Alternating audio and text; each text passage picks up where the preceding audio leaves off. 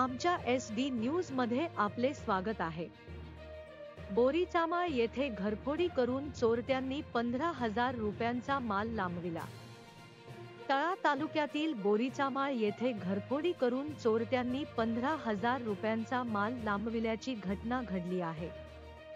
Police सूत्रांनी दिलेल्या माहितीनुसार बोरीचामाळ येथे 2 जानेवारी 2024 रोजीच्या पूर्वी बोरीचामाळ येथील एका घरात अज्ञात चोरट्यांनी घराचे कुलूप तोडून घरातील 10,000 रुपये किमतीची सोन्याची नथ, 1,200 रुपये रोख रक्कम व दुसऱ्या एका घरात 1,000 रुपये किमतीच्या 6 साड्या तसेच मंदिराजवळ काम चालू असलेल्या ठिकाणाजवळील लादी कट करण्याची 3,000 रुपये किमतीची मशीन असे एकूण 15,200 रुपये किमतीचे माल व रोख रक्कम अज्ञात चोरट्यांनी चोरले असून अज्ञात चोरट्यांविरुद्ध तळा पोलीस ठाणे येथे 7 जानेवारी रोजी गुन्हा दाखल झाला आहे।